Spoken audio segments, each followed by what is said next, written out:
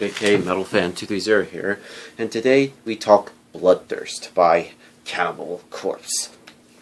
Now, I had just heard this album not too long ago, and one thing to say about this album is I was pleasantly surprised. I mean, coming off of Gallery of Suicide, it was really like, But when I heard Bloodthirst, I was pretty much surprised about this album, I have to say.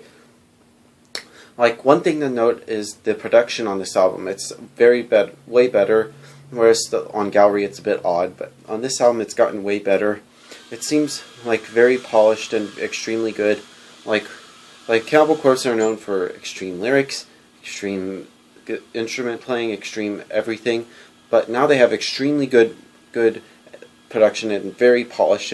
To my opinion, this is their second best sounding album. Like I always say, The Bleeding's their best sounding album, but this pretty much is their second best in my opinion.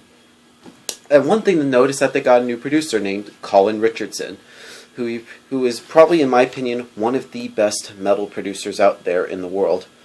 He pretty much knew what Cannibal Corpse sounded like, and he pretty much knew how to sort of produce it and how to sort of thing. And all the instruments sound good. The drumming sounds fantastic. The guitars sound very heavy. There's they pretty much a good clean part, distorted part, just heavy, and the ripping guitar solos, and the vocals are pretty much have improved a bit, and it actually sort of blends in pretty good, and how it was mixed and mastered on this album, it's pretty impressive, and all these songs sound pretty good. Like there's some dark songs and there's some songs with some groove elements and some technical parts in some songs, which are pretty good, and the lyrics I have to say are very, very good. I have to say. Now, the one thing to know is about the artwork, which is pretty good, I have to say. Has something he had eating a guy, sort of having a thirst for blood, hence the title Bloodthirst. But enough talk. Let's talk about these songs. Now, the album opens up with a song called "Pounded into Dust," which starts off pretty good, I have to say, and it had some really impressive vocals on that song, which is a pretty good way to start off this album. Next song is called "Dead Human Collection," which has a song which has pretty much a groove part in there. It has some great screaming from Corpse Grinder. I think he improved a lot on his vocals, which he had a little bit of a mistake on Gallery, which he was experimenting, but this album he pretty much got in the hang of it. Then we get to the next song, is called "Unleashing the Bloodthirsty," which is one of the heaviest songs. I know Cannibal Corpse have heavy songs, but this one is it's just right there. And there's a very fast vocal part in there, and the solos on that song sound very fast and just great. Then we get to the next song, which is pretty much one of the best songs on the album, is called The Spine Splitter, which is one of their best songs in my opinion.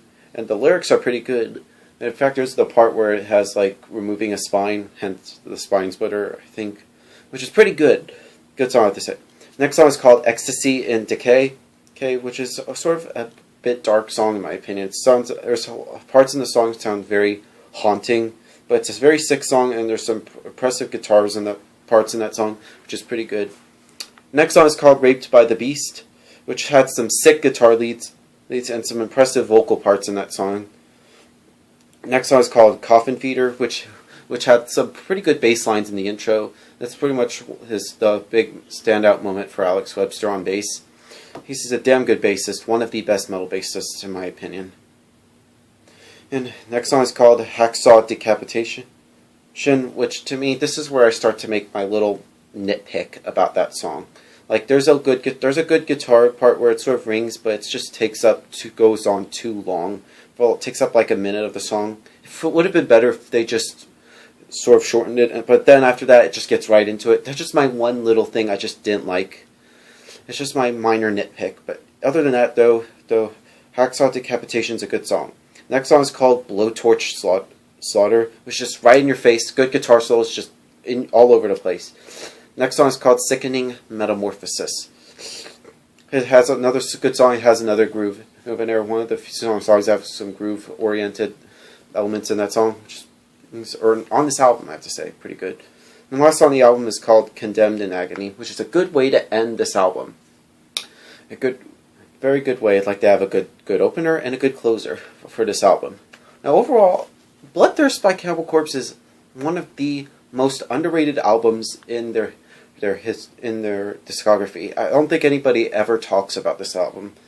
But yeah, just Bloodthirst is just a very, very great album. Probably their second best or something. It's just very good.